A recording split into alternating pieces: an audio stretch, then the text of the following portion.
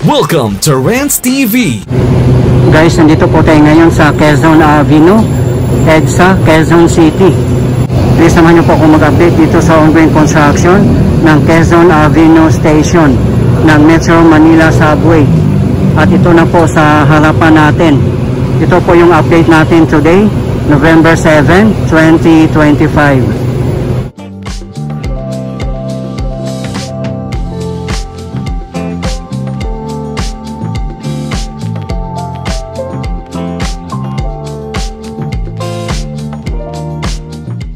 Grabe, full blast pa rin po ang construction po dito. Time check, 6 PM local time. Ayun po, ginagawa na po nila ang platform na flooring at naglalagay ng mga steel. Ayan guys, oh, may mga naka-assemble na ng mga steel bars.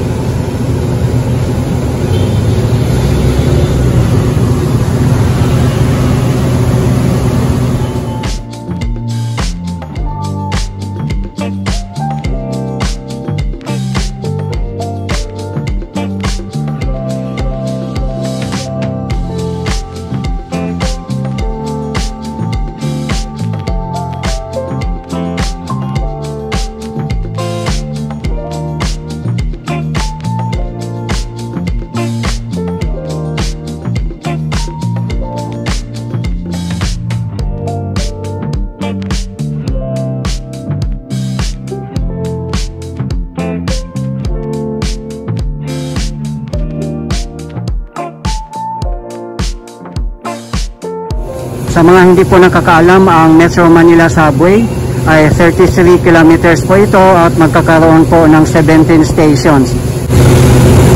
Magmula po ito sa East Valenzuela at ito po yung 17 stations. East Valenzuela, Quirino Highway, Tandang Sora, North Avenue, Quezon Avenue kung nasaan po tayo ngayon, Anonas, Santolan, Ortigas, Shaw, Kalayaan, BGC, McKinley Hill, Nichols, FTI, Bikutan, and the last station is NIA Terminal 3. At ito po ay nakalink mismo sa Terminal 3 Airport.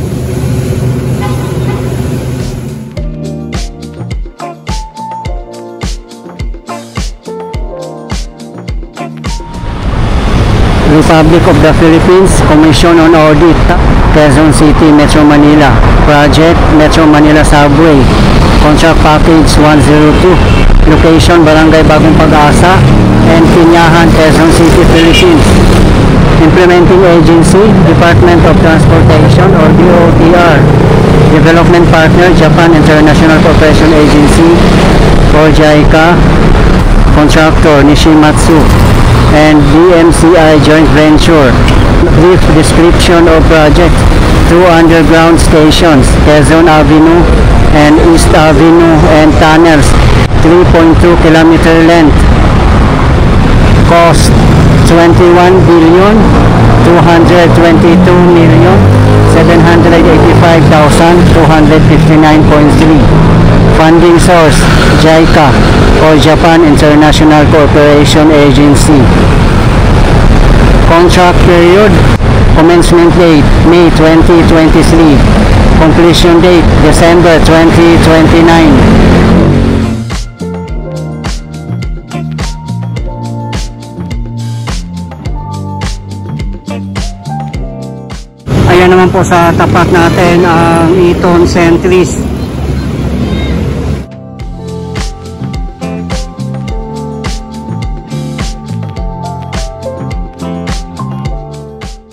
Dito po tayo ngayon sa footbridge dito sa intersection ng EDSA and Quezon Avenue. Doon lang po sa bandang unahan ang Quezon City Circle. Pwede rin pong lakarin dito guys kung masipag po kayong maglakad, lalo na pag traffic. Mas mabuti pa lalakarin na lang. Ayan po ang Eton Centris. At yun naman po ang Quezon Avenue MRT 3 Station.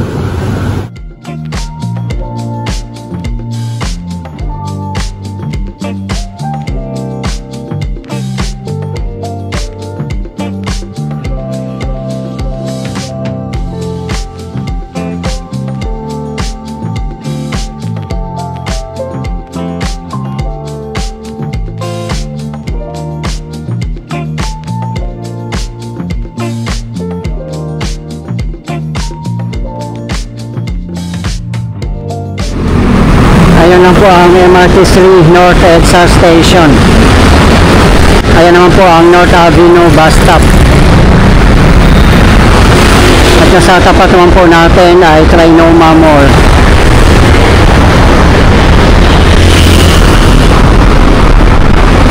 Ayan naman po ang Vertis North.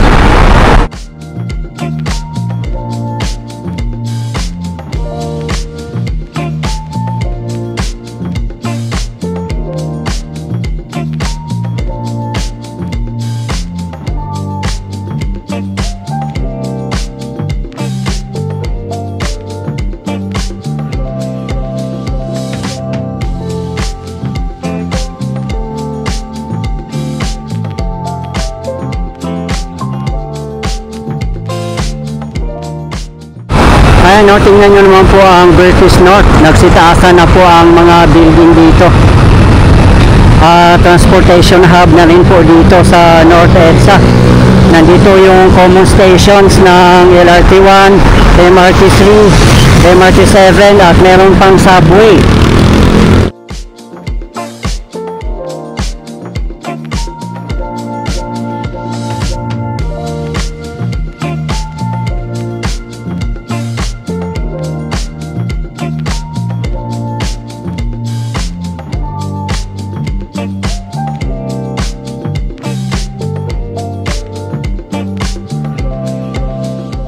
Ayan naman po ang Soler na napakaganda. Yan po ay hotel and casino.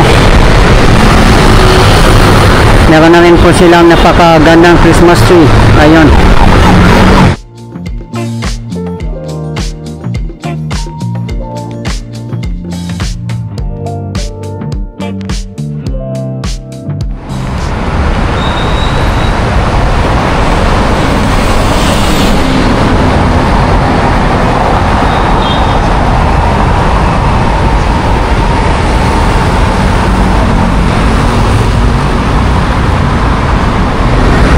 Akyat po tayo dito guys, dito tayo dadaan sa may Philang Footbridge.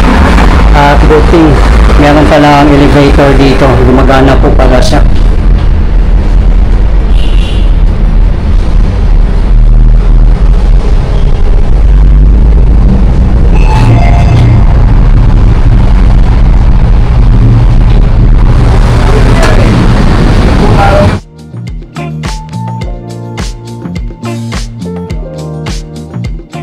Natandaan nyo po guys na dito yung ramp na naging controversial po dati na napakatarik.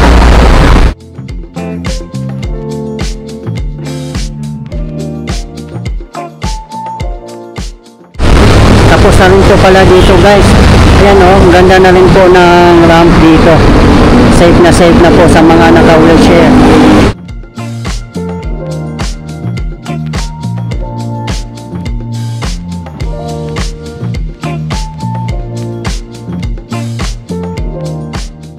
At meron din po silang sariling elevator. Ayun. May stairs din po dito.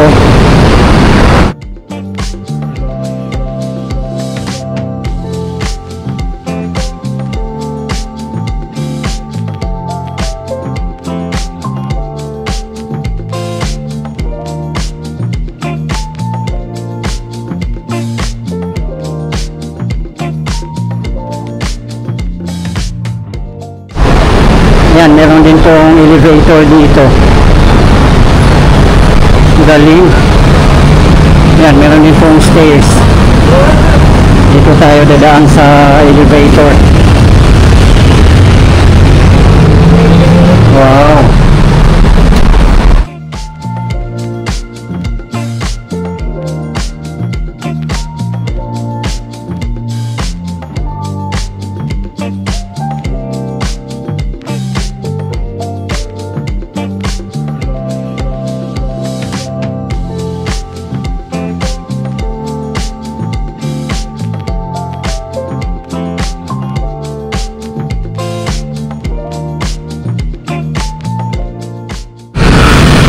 Ayan po mismo ang Philam QC bus stop.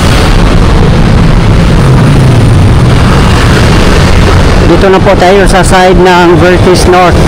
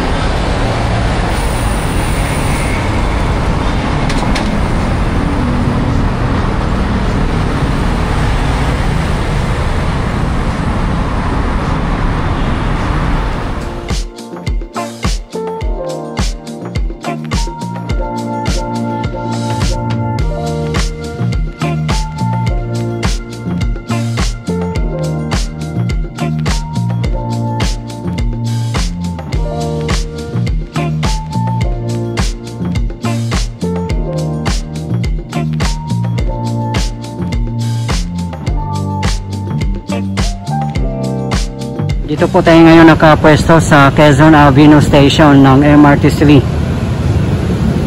Grabe, sobrang traffic po guys, oh.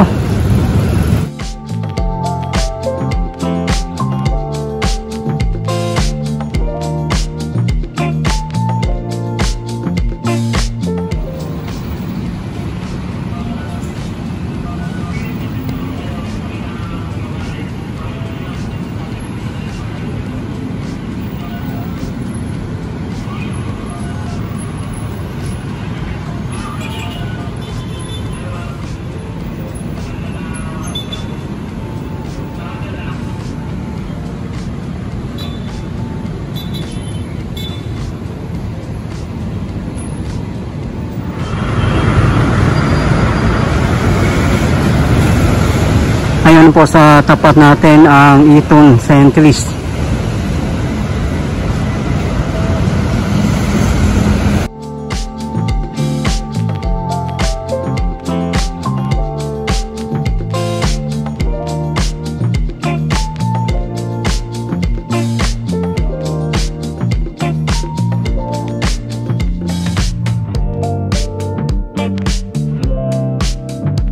Guys, ito po yung latest update natin dito sa ongoing construction ng Quezon Avenue Station ng Metro Manila Subway. As of today, November 7, 2025. Maraming salamat po sa patuloy nyo suporta at panunood ng aking mga videos. I really appreciate po. At hindi po akong magsasawang i-update kayo, lalong-lalo na po sa mga government infrastructures. Mabuhay ang Pilipinas! Okay guys, thank you for watching and keep safe everyone.